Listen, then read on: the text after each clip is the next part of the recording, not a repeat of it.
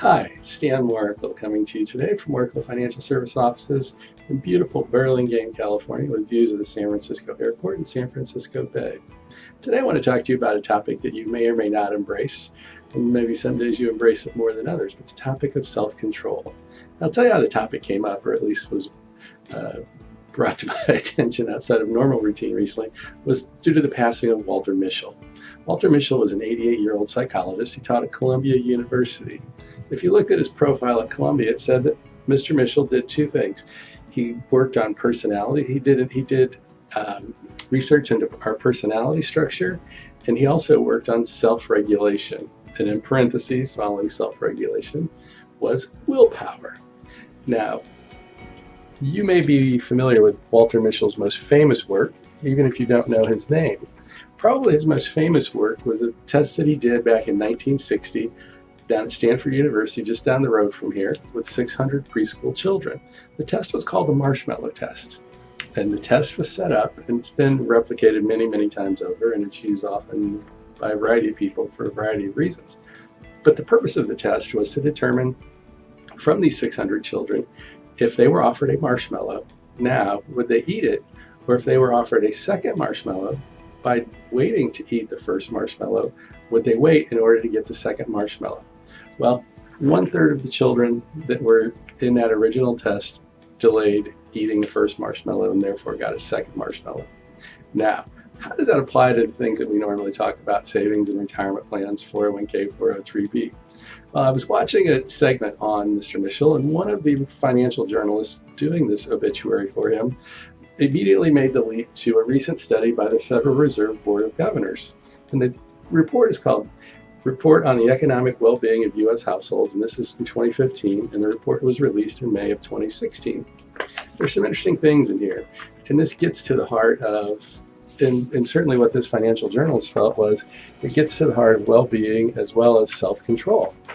And one of the first things that I'll share with you, because this was a little alarming, but this is in the executive summary. And by the way, if you'd like to receive a copy of this, we'd be happy to send it to you. But noted in economic preparedness, in the summary at front, there's a section titled Economic Preparedness, and it says that 46% of adults say they could not cover an emergency expense costing $400, or would cover it by selling something or borrowing the money.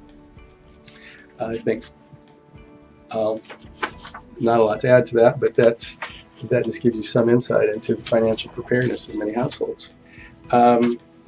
More specifically, and what we want to talk about today is the subject of, it's always near and dear to our hearts, retirement. And there's a section specifically on retirement. And they also did research on self-directed plans as well. In retirement, it said 31% of non-retired respondents report that they have no retirement savings or pension at all, including 27% of non-retired respondents age 60 or older. 49% of those with self-directed accounts, like 401k or 403b, were not confident or only slightly confident in their ability to manage their investments. Now, why do I bring this up, and what's the framework for it all? What we've seen is an evolution since the original 401k plans were implemented back in the early 1980s, and since a gentleman by the name of Ted Bennett did the first 401k plan. We've seen a significant evolution in the tools that are available to support your employees, to support both those that are currently participating and those that for whatever reason have chosen not to participate yet. All of these things lead to how can we help people save, and how can we help them be more successful with their savings.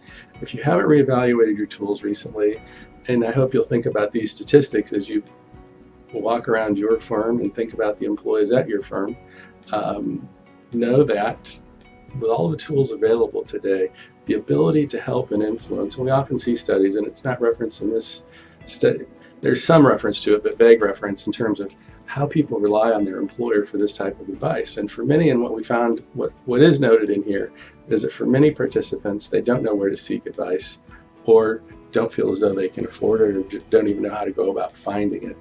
So in thinking about how your retirement plan is being used, how it might be used, how you can support your employees so they don't become part of these people. I know oftentimes we speak with folks and they think, well, yeah, I've got a retirement plan. But I think we can probably be more supportive in our approach to helping people use the plans, which brings back to a couple of things, such as auto enrollment, brings back to financial advice services that are now available. We find that even though calculators have been available for years and other online tools, folks don't really use those. To summarize Mr. Mischel's advice, and he often, and I found an interview with him in later years, more recently, and one of the things that he said that was a little discouraging to him was that his original report was used to suggest that if we don't have any self-control, then maybe therefore we're doomed. And he said not at all. He said what he actually hoped to prove, and what the research later, what he was able to later prove in the research, was that with help, with encouragement, with advice, our personality is not set in stone, and that in fact we can change our outcome. So as I was reading through all of these statistics in this report from the Federal Reserve Board, I was thinking about that. I was thrilled to find that work from him later that just showed that what he felt his life's work was, and over 88 years, was that we could change and that we can be helped. And so I'd love to chat with you about your retirement plan, how your employees are using it, and how we can help you and them use it. Again, Stan Morrical, thanks for your time. I look forward to speaking with you soon.